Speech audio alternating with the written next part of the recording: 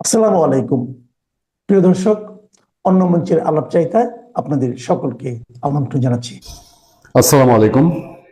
পশ্চিমবঙ্গের এবং আসামের নির্বাচনের পর এবং নির্বাচনে নাটকীয়ভাবে কট্টর হিন্দুত্ববাদী সংগঠন রাজনৈতিক দল বিজেপি ভারতীয় জনতা পার্টির বিজয়ের পর দেখেন কি কাণ্ডটা ঘটলো।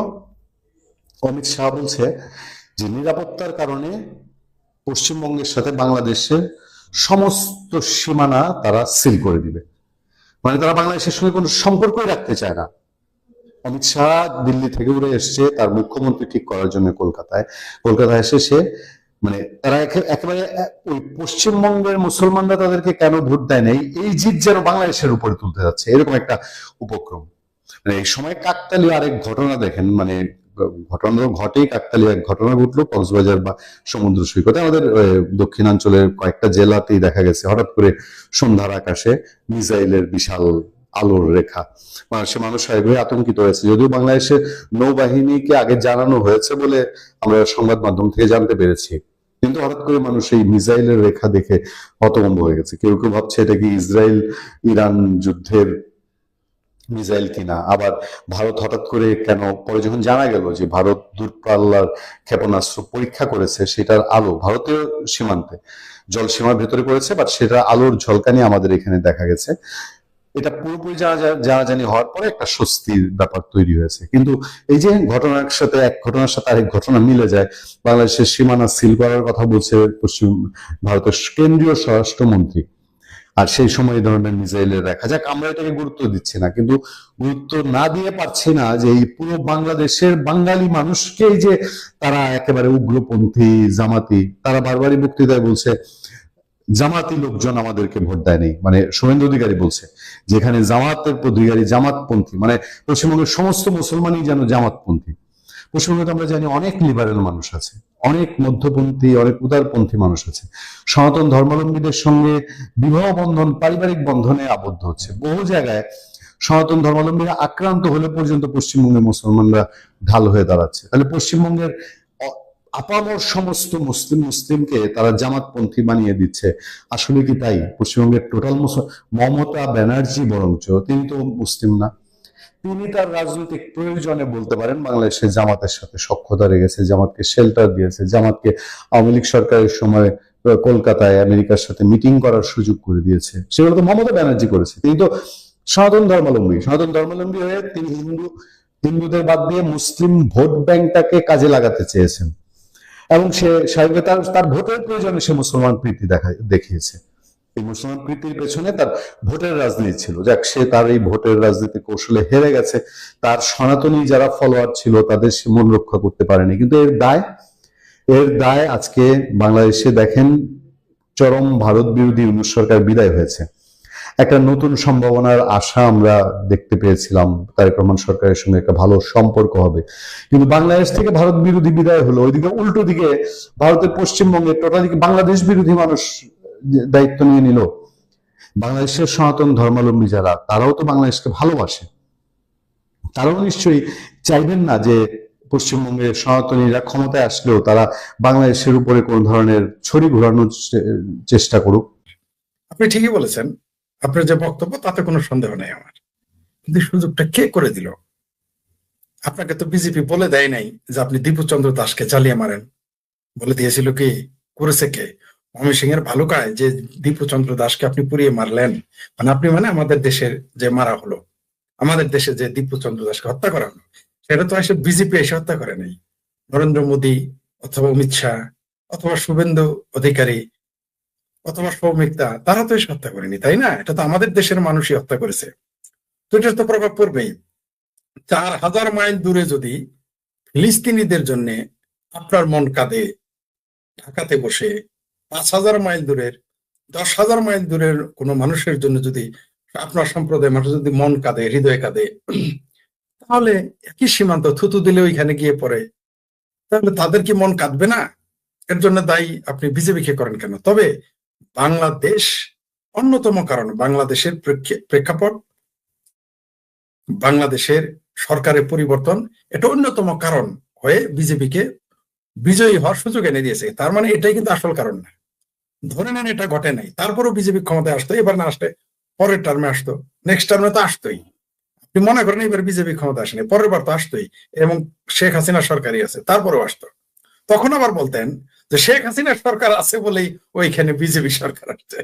মানে আসলে তো খলের ছলের অভাব নাই, এগুলো হচ্ছে বলার জন্য বলতে হয় তাই বলি। তবে হ্যাঁ, এটা একটা প্রভাব ফেলেছে, কোনো সন্দেহ নেই, কোনো সন্দেহ নাই। বাংলাদেশের পট পরিবর্তন, রাজনৈতিক পট পরিবর্তন, বাংলাদেশে যেভাবে, শুধু হিন্দু কেন, আপনি যে হিন্দুদের উপর অত্যাচার বলেন কেন, মুসলমানের উপর অত্যাচার হয় নাই? যারা আওয়ামী লীগ করে সবাই কি হিন্দু? তারাও তো মুসলমানই, তাদের উপরে অত্যাচার হচ্ছে না, এগুলো তো দেখতেছে মানুষ। আপনি বঙ্গবন্ধুর ভাস্কর্য ভেঙে ফেলেছেন, 32 নম্বর বাড়ি ভেঙে ফেলেছেন। সবচেয়ে বড় কথা, আপনি কিনা হিন্দু মুসলমানের চাইতে বেশি যেটা প্রভাব বলেছে বলে আমি মনে করি, মানে আমি যেটা মনে করি, যেটা সবচেয়ে বেশি প্রভাব ফেলেছে সাম্প্রদায়িক বিষয় ছাড়াও, সবচেয়ে বেশি যেটা প্রভাব ফেলেছে, যখন এই দেশের তথাকথিত সরকার প্রধান আদম ব্যাপারী ডক্টর ইউনূস ফ্রান্স থেকে উড়ে আসার আগেই, ঢাকায় নামার আগেই ফ্রান্স থেকে তিনি এয়ারে বক্তব্য দিয়ে দিলেন বাতাসে যে তিনি 7 সিস্টার অনিরাপদ করে ফেলবেন। সেই জন্যে এটা শুধু পশ্চিমবঙ্গ নয়, পুরো ভারতকেই একত্রিত করে ফেলেছে, যে কোথাকার কোন শুষ্ক, মানে মানে ভারতের তুলনায় আমরা কিছুই না। সেই দেশের একটা, সেই দেশটার যখন কেউ হুমকি দেয়, যখন কেউ হুমকি দেয়, তখন তো তার ঐক্যবদ্ধ হবে। শুধু হিন্দু কেন, তাহলে মুসলমানরা কেন ভোট দিল আমাকে বলেন, আমাকে বলেন যে মুসলমানরা কেন ভোট দিল? যদিও বিজেপিরা কেউ কেউ দাবি করতেছে মুসলমানরা তাদের ভোট দেয় নাই। আমিও তো আপনার চ্যানেলে এসে বলেছি যে মুসলমানরা কখনোই বিজেপিকে ভোট দিবে না, তারা কলজা, গুর্দা, ফেফড়া, কিডনি, রক্ত সব দিবে বিজেপির নেতার জন্য, প্রয়োজনে প্রয়োজনে এই শুভেন্দু দেওয়ার জন্য মুসলমান রক্ত দিয়ে ভোট দেবেন, এটা আমি বলেছিলাম আপনার এখানে, রাইট? এটা আমি আসামের মুখ্যমন্ত্রী হেমন্ত শর্মাজির কপি করে এই কথাটা বলেছিলাম। কিন্তু আমরা কি দেখলাম, এখানে মুসলমান ভোট দিয়েছে। তা নাহলে এত ভূমিধস বিজয় সম্ভব ছিল না। এটা যদি অন্য জায়গা হইতো মেনে নিতাম, কিন্তু পশ্চিমবঙ্গে এইখানে কট্টর মুসলমানের বাস। এইখানে যারা অবাঙালি এরা আরো বিপজ্জনক। ভারতে পশ্চিমবঙ্গে যে মুসলমান বাঙালি আর মুসলমান, বাঙালি মুসলমান আর অবাঙালি মুসলমানের মধ্যে বহুত পার্থক্য আছে। প্রত্যেকটা ভারতের অবাঙালি মুসলমান অত্যন্ত 10 গুণ বেশি বিপজ্জনক বাঙালি মুসলমানদের চাইতে। তারা চরম সাম্প্রদায়িক হয় অবাঙালি মুসলমানেরা, বিশেষ করে আপনি পশ্চিমবঙ্গে যারা আছে। আপনি জানেন যে এরাই কিন্তু এদেরকে আমরা বিহারি বলি, এরাই চলে এসেছিল, তো বাংলাদেশে চলে এসেছিল। অদ্ভুত ব্যাপার, এরা জন্মে ভারতে, বসবাস করে বাংলাদেশে, গীত গায় পাকিস্তানে, ভাত খায় ভাতারের, গীত গায় নাং এবং নাঙ্গের খালাতো ভাইয়ের। এই হলো উর্দু ভাষীদের, মানে আমি সবার কথা বলতেছি না, কিন্তু 99%। আমার জানা মতে আমার এই বয়সে আমি মাত্র 2 জন বিহারি কাওলাদ পেয়েছিলাম। একজন পেয়েছিলাম মিরপুরে, আরেকজন পেয়েছিলাম আমাদের শৈশবাড়িতে। মাত্র 2 জন যারা বাংলাদেশকে ভালোবাসে, যারা মুক্তিযুদ্ধকে পছন্দ, 2 জন আমার বয়সে আমি খুঁজে পেয়েছি। তাহলে আমি এটাকে তো বলতে পারি না যে বিহারিরা কেউ কেউ, এটা মানে এতগুলো বিহারি এই অঞ্চলে বাংলাদেশে মাত্র 2 জন পেয়েছিলাম আমার জীবনে, যারা বাংলাদেশকে ভালোবাসে, বাংলাদেশের প্রতি আন্তরিক, এবং যারা 71-এ মুক্তিযুদ্ধ বিরোধী, যুদ্ধাপরাধী, তাদের বিরুদ্ধে তারা কথা বলে। 2 জন পেয়েছিলাম, এবং সেটা আমি লিখেছি আমার ফেসবুক পোস্টে। যাই, সেটা অন্য বিষয়। অবশ্যই প্রভাব পড়েছে। তবে শুধু এটা না, আপনি যখন বলেছেন 7 সিস্টার খেয়ে ফেলবেন, যখন বলেছেন কলকাতা 4 দিনে দখল করবেন, রিটায়ার্ড কি মেজর, আমি মেজর কি হাফিজ নাকি কি খাফিজ না কি কি কি শরীফ, আমি মেজর, আসলে শরীফ না, শরীফ বদমাস, আমি মেজর শরীফ বলছি, 4 দিনে আমি দখল করে নিব কলকাতা।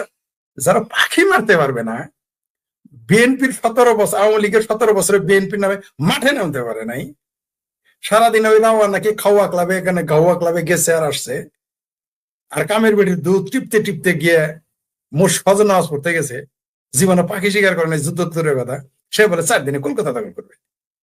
তো এই সমস্ত বক্তব্য এটা সারা পৃথিবী ব্যাপী চলে গেছে। শুধু তাই না, তার সাথে আরেকজন আছে, সে আবার বলতেছে, তা আবার রিটায়ার্ড, সে বলতেছে আমরা আমেরিকা দখল করে নিব, আমাদের 6,000-এর মধ্যে 3,000 আমাদের ইয়াং রয়েছে।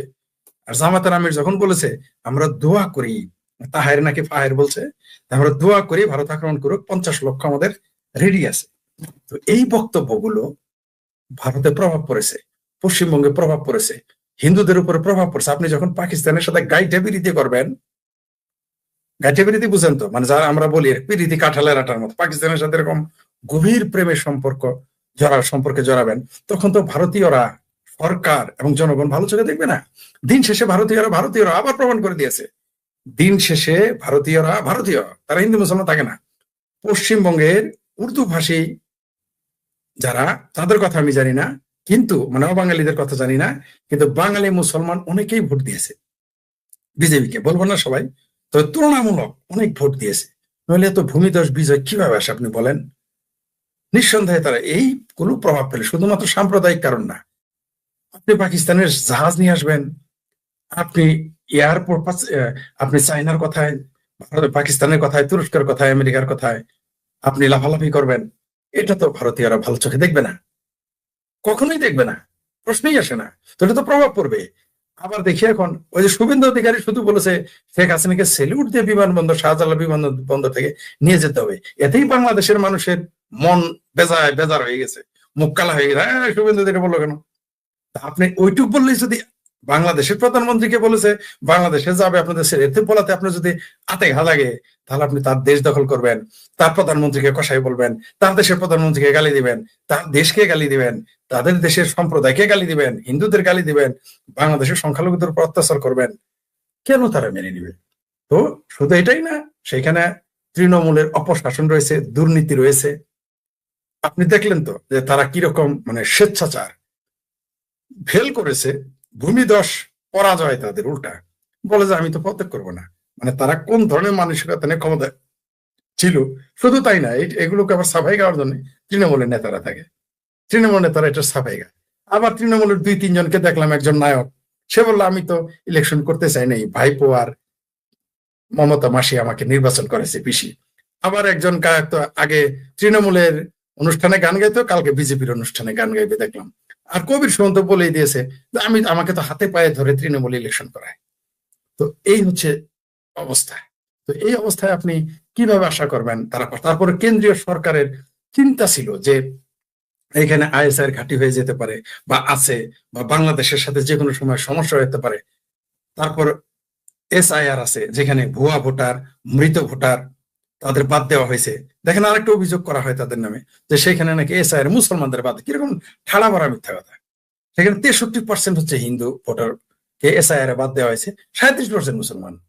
এবং আপনি হিসাব করে দেখেন, এটা হিন্দুদেরই লস হয়েছে, বিজেপির লস হয়েছে। বরং ওই ভোটার গুলো থাকলে এদেরই ভোট দিত। এইবার আরো বেশি ভোট পাইতো, আরো ভোটের সংখ্যা বেড়ে যেত, আসনের সংখ্যা আরো বেড়ে যেতে পারতো। বরং 63% হিন্দু তারা ভোট দিতে পারে নাই, কারণ কার মনে কি কাজ করতেছে আপনি তো জানেন না। আপনার মনে হতে পারে, যেমন ধরেন বাংলাদেশের জামাতের যে হিন্দু কৃষ্ণনন্দী জামাতের ইসলাম কায়েম করতে আসছিল, মওদুদি ইসলাম, ঠিক আছে, মগা মওদুদির উম্মত যারা, তারা ইসলাম কায়েমের জন্য হিন্দু হিন্দু একজন কে নেতা MP বানাতে চেয়েছে, অথচ ইসলামে মুসলমান নামাজ না পড়লে তারে সমাজ থেকে বিতরণ করতে বলছে, আমাদের কাফের বলে। কিন্তু হিন্দুকে সে নমিনেশন দিয়ে দিল ইসলাম কায়েমের জন্য। আপনার কি ধারণা কৃষ্ণনন্দী জামাতে ভোট দিয়েছে? আপনার কি ধারণা? কৃষ্ণনন্দী যদিও নিজ প্রার্থী, কৃষ্ণনন্দী এত পাগল হয়নি। ওই যে আরেকটা আছে না, গোবিন্দ পারমাণবিক, যাকে আমি গালি দেই। এমনকি অনেক হিন্দু আছে না, যে ঐক্যফ্রন্টের যে চিটার যে বিজন কান্তি নাকি কি যেন হয়েছে, বিএনপির উপদেষ্টা কি সহকারী নাকি কি যেন হয়েছে, নেতা হয়েছে বিএনপির। আপনার কি ধারণা এরা জামাতের ভোট দিবে কোনোদিন? কোনো কালে সন্তান শেষে দিলে দিতে পারে, আর কি বাংলাদেশে হিন্দুরা কোনোদিন ওদের পাগলা কুত্তায় যদি ওদের কামড়ায়, ওরা কোনদিন জামাতে দাঁড়িপাল্লা মার্কায় ভোট দিবে? 71-এ কারা নির্যাতিত হয়েছে, তারা ভুলে গেছে? মুসলমান হয় মুসলমান ভাই ভাই, কুল্লে আখে মুসলিমিন কি যেন বলে, মুসলমান ভাই ভাই সবাই গেয়ে গেল। হিন্দুরা কোন দুঃখে ভোট দিবে জামাতের? পাগলে কামড়াইছে তাদের, কোনোদিনই দিবে না। তেমনি যে ব্যক্তিটি তৃণমূলেরও ছিল, যখন তার মনে হইতো বাংলাদেশের মুসলমানরা বলতেছে ভারত দখল করে নেবে, কলকাতা দখল করে নেবে, দিল্লি দখল করে নেবে, 7 সিস্টার খেয়ে ফেলবে, গিলে ফেলবে, তো তখন তার ভারত প্রেম, দেশ প্রেম এবং তার ধর্মের জজবা জেগে উঠবে না? আপনার ধর্মের জজবা আছে, আপনি কৃষ্ণ কি ইসকনের যে নেতা চিন্ময় কৃষ্ণ দাস, এই নিরীহ মানুষটাকে আপনি বছর পর বছর জেল কাটাচ্ছেন কোনো অভিযোগ ছাড়াই, আর আপনি জঙ্গিদের ছেড়ে দিচ্ছেন, এটা প্রভাব পড়ে নাই? বাংলাদেশের মুক্ত চিন্তকদের জবাই করেছেন, মনে আছে? গণজাগরণ মঞ্চের আন্দোলনের সময় কিভাবে হত্যা করা হয়েছে, জঙ্গিবাদের উত্থান, এটাও প্রভাব পড়েছে। শুধু তাই না, শাপলা চত্বরের যে জঙ্গিবাদী জজবা, এগুলো প্রভাব পড়েছে। শুধু একটা কারণেই হয়নি, বহুবিধ কারণ আছে। বাংলাদেশে সংখ্যালঘু নির্যাতন, আওয়ামী লীগের উচ্ছেদ, মুক্তিযুদ্ধের প্রতি অশ্রদ্ধা দেখানো, এগুলো যেমন প্রভাব পড়েছে, তেমনি মমতা ব্যানার্জির এবং রাজ্যের যে সরকারি দল ছিল সরকারে, তাদের যে দুর্নীতি, অপশাসন, সেখানে মন্দির বন্ধ করে দেওয়া হয়েছিল। কলকাতার মতো জায়গায় সেখানে মন্দির বন্ধ রাখা হয় যে মুসলমানদের চেতনায় আঘাত লাগে, এটা হিন্দুরা মেনে নিবে না। সেখানে 12 বছর পরে অনেক লোক বাড়ি ফিরেছে। আপনি জানেন, তৃণমূলের ক্ষমতার পতনের পরে অনেক লোক কলকাতায় বাড়ি ফিরেছে। তৃণমূলের প্রত্যেকটা অফিস ছিল জোয়ার আড্ডা, নারীদের সেখানে দর্শন করতো, অফিস বানাই হয়েছিল, তারা যা বলতো তাই হতো। তো এগুলো প্রভাব পড়ে নাই? আপনি ওই যে ফুরফুরার যে পীর, বন্ড পীর হোক আর জেনুইন পীর হোক, ফুরফুরার পীর কি বলেছে আপনি দেখেন, তার বক্তব্য শুনেন। হুমায়ুন কবির, তার বক্তব্যে প্রভাব পড়েছে। তিনি যে বিদ্রোহ ঘোষণা করেছেন এবং ইলেকশন করেছেন, এটা বিশাল প্রভাব, এটাও প্রভাব পড়েছে। আসাদুদ্দিন ওয়াইসি বা কলকাতায় এসে ভাষণ দেওয়ার পরে সে আবার হুমায়ুন কবির থেকে আলাদা হয়ে গেল, এগুলো প্রভাব পড়েছে।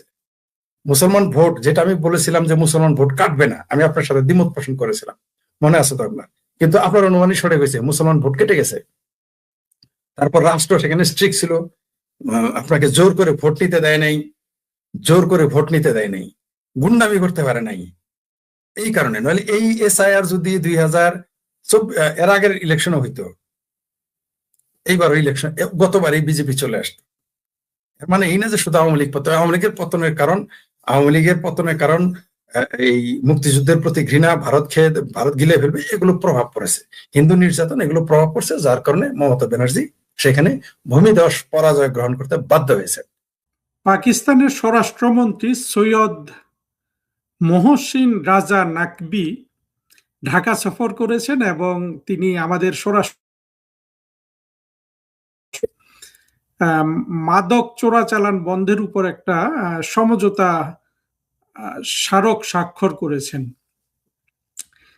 এই ভিজিটটার উপর একটা ভিডিও বানানোর প্রয়োজনীয়তা মনে করছি, কারণ অন্যান্যরাও দেখি ভিডিও বানায়, আমি দু একটা দেখলামও।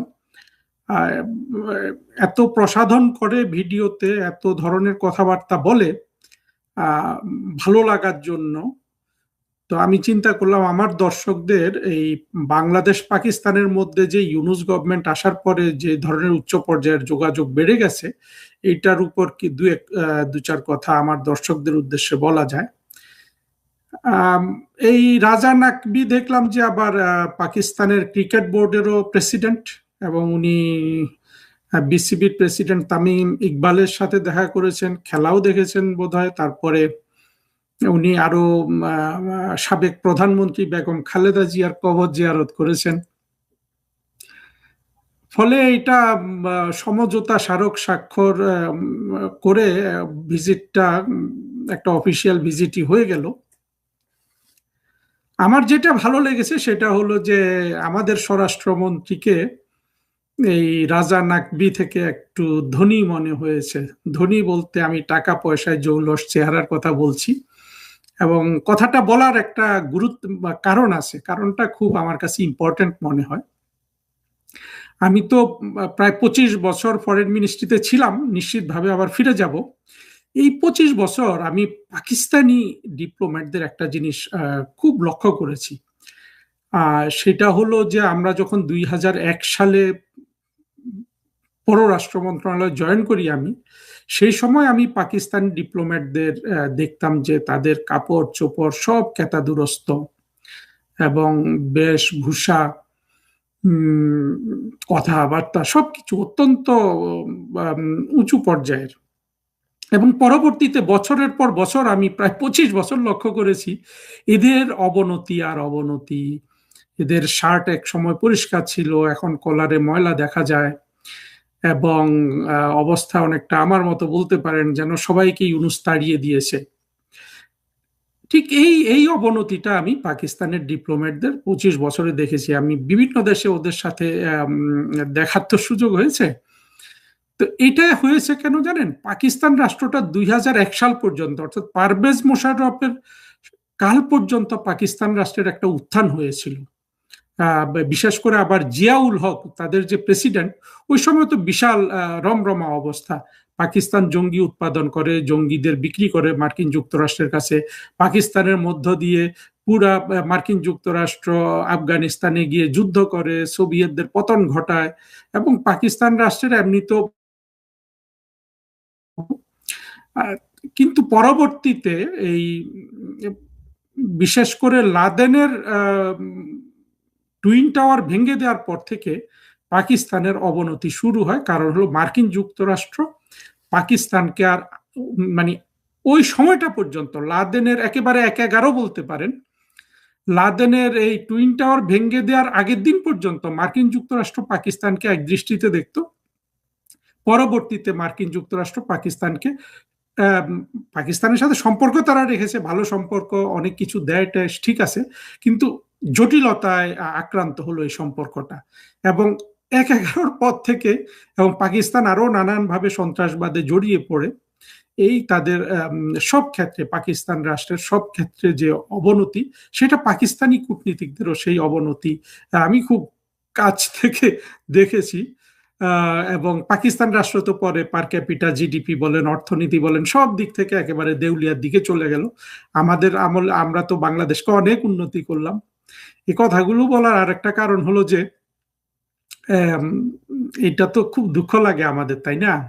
এমন একটা রাষ্ট্র যার শুধু পতন আর পতন হয়েছে অন্তত 25 বছর, 20-22 বছর ধরে, তাকেই আমাদের যে মুক্তিযুদ্ধের স্বাধীনতা বিরোধীরা আছে সেই রাষ্ট্রতেই ফিরে যেতে চায়, বাংলাদেশকে পূর্ব পাকিস্তান বানাতে চায়।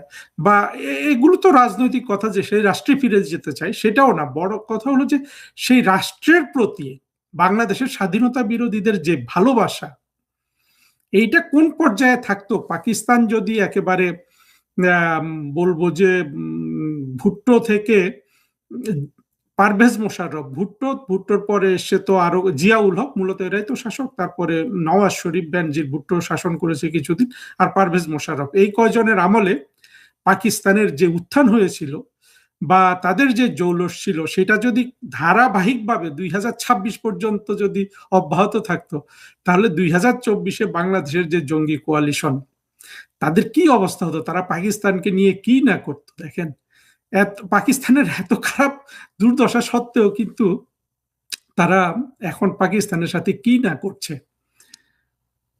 আমরা অনেকগুলা উচ্চ পর্যায়ের এদের আসা যাওয়া দেখছি পাকিস্তান আর বাংলাদেশের মধ্যে, সামরিক বাহিনীর মধ্যে। আমরা এই স্বরাষ্ট্রমন্ত্রী ঢাকা আগমনকে সেই দিক থেকে দেখতে হবে। তবে পাকিস্তানের বোধহয় সবচেয়ে একেবারে রাষ্ট্রপ্রধান বা সরকার প্রধান পর্যায়ের শেষ ভিজিট আমার যদ্দূর মনে পড়ে ওই 2001 সালেই ছিল। জেনারেল পারভেজ মোশাররফ পাকিস্তানের প্রেসিডেন্ট হিসাবে আমাদের প্রধানমন্ত্রী বেগম খালেদা জিয়ার আমন্ত্রণে বাংলাদেশ সফর করেন। এরপরে পাকিস্তানের কোনো প্রধানমন্ত্রী বা প্রেসিডেন্ট বাংলাদেশ সফর করেছে বলে আমার মনে হয় না, করে নাই। কারণ এরপরে তো খালেদা জিয়ার 2001 থেকে 2006 মধ্যে একবার প্রেসিডেন্ট এসে, এটা তো যথেষ্ট একবার। তারপরে তো ফখরুদ্দিন, মঈনুদ্দিন হয়ে শেখ হাসিনার সরকার, ইউনূসের সরকার, এইভাবে গেল। ফলে একটা দীর্ঘ সময় 16 বছর তো আসলে পাকিস্তান থেকে কোনো সরকার প্রধানের বাংলাদেশ ভ্রমণ করার সুযোগই ছিল না, যেহেতু ক্ষমতায় ছিল মুক্তিযুদ্ধের পক্ষে শক্তি। এটার পতনের পর, অর্থাৎ পতন কথাটা আমি বলি না, প্রধানমন্ত্রী শেখ হাসিনার দৃশ্যপট থেকে সরে যাওয়ার পর পাকিস্তানের সাথে যোগাযোগ অনেক তীব্র, মানে খুব একেবারে খুব ঘন ঘন আসা যাওয়া করছিল ইউনূসরা। পরে দেখা গেল যে, যেটা আমার কাছে মনে হলো যে তারেক রহমান ক্ষমতায় আসার সময়, বিশেষ করে বেগম খালেদা জিয়ার দাফনে ভারতের পররাষ্ট্রমন্ত্রী এবং নরেন্দ্র মোদীর চিঠি, যেটাতে অনেক আতিশয্য দেখা গেছে, আর সেই সময়টা মনে হলো যে পাকিস্তান একটু মনক্ষুণ্ণ ছিল। কারণ আমরা শুনেছিলাম পাকিস্তানের যে উপপ্রধানমন্ত্রী এবং পররাষ্ট্রমন্ত্রী ইসহাকদার আসবেন, তিনি আসেননি, এসেছেন